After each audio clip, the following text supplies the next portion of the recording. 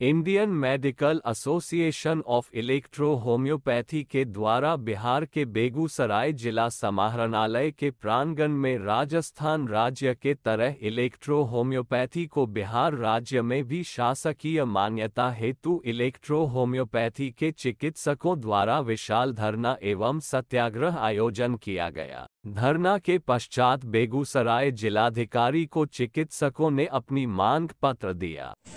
आज यह धरना प्रदर्शन जो बेगूसराय के समाहरणालय में किए हैं, क्या उद्देश्य है? हम लोगों का एक ही मांग है कि इलेक्ट्रो होम्योपैथी को 2018 में ही राजस्थान सरकार ने मान्यता दिया। जब एक ही चिकित्सा पद्धति है, राजस्थान सरकार ने मान्यता दे दिया, तो फिर बिहार में क्यों नहीं?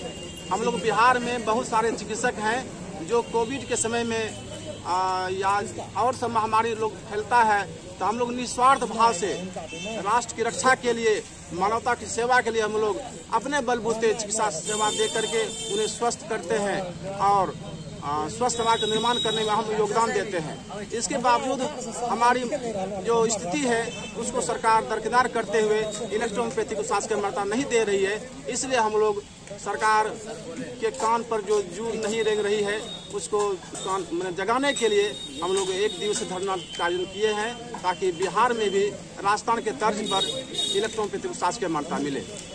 यह इलेक्ट्रो होम्योपैथी क्या है? इलेक्ट्रो होम्योपैथी एक विशुद्ध हर्बल चिकित्सा पद्धति है, जिसकी खोज 1865 ईस्वी में इटली के डॉक्टर काउंस मेटी साहब के द्वारा किया गया। इसमें जो है उन्होंने कहा कि शरीर में दो चेतनशील पदार्थ है, रस और रक्त। रस और रक्त में या दोनों में या फिर किसी एक में अशुद्धि आ जाने से बीमारी होती है।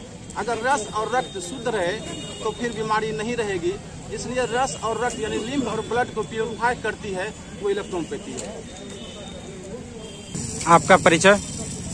मेरा नाम हुआ डॉक्टर सुभाष कुमार विद्यार्थी और Indian medical association of electro homeopathy के हम राष्ट्रीय सचिव हैं, राष्ट्रीय अध्यक्ष हैं। बिहार सरकार से आपकी क्या मांग है? देखिए, पहले तो हम लोग का एक ही मांग है कि भारत में जो 5 चिकित्सा पद्धति है उसमें एक इलेक्ट्रो होम्योपैथी चिकित्सा पद्धति भी है, और ये पद्धति लंबी समय से यानी लंबी अवधि से लेकर आज तक समाज की सेवा करते हुए आ रही है और संघर्ष भी चिकित्सकों का जारी रहा है। लेकिन सिद्धांत विहीन सरकार होने के वजह से इस चिकित्सा पद्धति की ओर ध्यान आकृष्ट नहीं किया, जिसका कारण है कि आज हम रिकॉग्नाइज नहीं अभी तक हो पाए हैं। तो हमारा मांग है कि इलेक्ट्रो होम्योपैथिक चिकित्सा पद्धति को, जब एक देश एक नेशन की बात आती है तो यही बगल में राजस्थान स्टेट है बिहार भारत में, और वहाँ उस राज्य में इलेक्ट्रो होम्योपैथिक चिकित्सा पद्धति को वहाँ राज्य सरकार मान्यता दे दी है, तो बिहार सरकार क्यों नहीं दे रही है? अगर बिहार सरकार इलेक्ट्रो होम्योपैथिक चिकित्सा पद्धति को मान्यता नहीं देगी तो जो बिहार में सरकार बनेगा, जो सरकार हमें मान्यता देगी उसको हम वोट करेंगे, और जो मान्यता नहीं देगा उसका हम विरोध करेंगे। इसलिए यह विज्ञान की प्रगति की बात है, इसलिए आने वाले विज्ञान के क्षेत्र में उन्नति की बात है, पीड़ित मानव की सेवा की बात है, मानवता की बात है, और उन लोगों को जो निरीह जनता है उनके घर घर तक स्वास्थ्य सेवा पहुंचे और उनका स्वास्थ्य लाभ प्रदान हो, इसके लिए हम लोग संघर्ष कर रहे हैं। हम अपने लिए नहीं, जन जन के उपयोगी चिकित्सा पद्धति इलेक्ट्रो होम्योपैथ के लिए काम कर रहे हैं और काम करते रहेंगे। और इसकी बीड़ा जनतांत्रिक लोकहित पार्टी उठा चुकी है।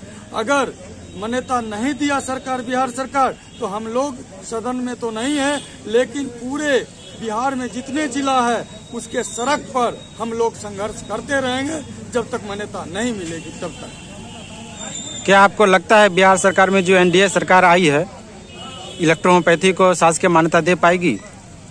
सरकार के इच्छा शक्ति पर निर्भर है। सरकार जो चाहेगी वो हो सकता है। सरकार की इरादा नेक होगा तो इसको रिकॉग्नाइज करने में देर नहीं लगेगी। अगर सरकार की इरादा नेक नहीं होगा तो बहाने हजार बना सकती है। ये उनके हाथ की बात हुई। हम लोग तो सिर्फ संघर्ष कर सकते हैं और उनको ये कह सकते हैं कि भारत की 5वीं चिकित्सा पद्धति दम तोड़ रही है, विश्व की सुलभ, सस्ती, प्राकृतिक पर आधारित चिकित्सा पद्धति है, इसको बचा लीजिए। इसके लिए हम गुहार लगा रहे हैं।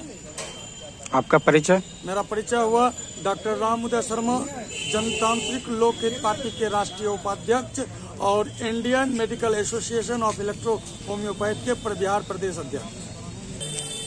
क्या आपको लगता है भारत की 5वीं पद्धति इलेक्ट्रोहोम्योपैथी बन सकती है? बिल्कुल बन सकती है, बिल्कुल बन सकती है, क्योंकि प्रत्येक राज्य को पहले आदेश दिया जा चुका है कि इसके लिए कानून बनाए एवं क्रियान्वित करे। लेकिन इस चीज़ को देखते हुए कुछ राज्यों ने इसे तो कानून बनाया, लेकिन कुछ राज्यों की सरकार जो है सोई हुई है।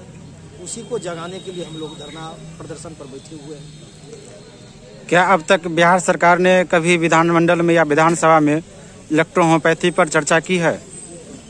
बिहार सरकार तो कभी चर्चा नहीं की है, लेकिन जो हमारे बिहार के पद्मश्री डॉक्टर सीपी ठाकुर जी थे, उन्होंने इस बात को बहुत बार जो है केंद्र में उठाए, और केंद्र में उठाने के कारण जो है वहाँ पर एक आईडीसी कमेटी का गठन हुआ, जिसमें स्वास्थ्य एवं परिवार कल्याण मंत्रालय के तहत जो हेल्थ एवं रिसर्च अर्थात स्वास्थ्य एवं अनुसंधान के तहत एक कमेटी बनी, जिसमें इस पैथी का जो है पूर्ण प्रशिक्षण किया गया, पूर्ण इस पर तराजू लगाए गए। उस तराजू पर हम लोग खड़े उतरे हैं। सिर्फ गवर्नमेंट जो है कुंभकर्णी निद्रा में सोई हुई है, उसी को जगाने के लिए हम लोग सड़क पर आए हुए हैं, धरना प्रदर्शन एवं अनशन कर रहे हैं। होम्योपैथी जिंदाबाद, जिंदाबाद जिंदाबाद, डॉक्टर मैटी जिंदाबाद, जिंदाबाद जिंदाबाद, डॉक्टर मैटी अमर रहे, अमर रहे, अमर रहे, डॉक्टर मैटी अमर रहे, अमर रहे, अमर रहे, इलेक्ट्रो होम्योपैथी जिंदाबाद, जिंदाबाद जिंदाबाद।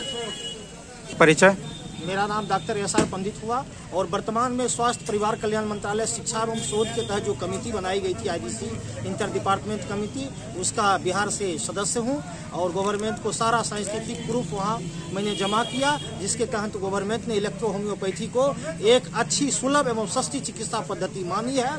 और बहुत जल्द ही जो है गुड न्यूज हम लोगों के बीच आने वाली है, और इस गुड न्यूज के ही अंतर्गत हम लोग सोचते हैं कि राजस्थान के बाद बिहार जो है कम से कम दूसरा प्रदेश बने जो शासकीय मान्यता में इसका एक अहम योगदान हो। क्योंकि बिहार से जो क्रांति होती है वह चिनगारी होती है, तो इसीलिए गोपाल सिंह नेपाली के शब्दों में भी कहा गया है कि फूल नहीं चिनगारी है, इलेक्ट्रो होम्योपैथी की अभी जो है ये बारी है। बहुत बहुत धन्यवाद।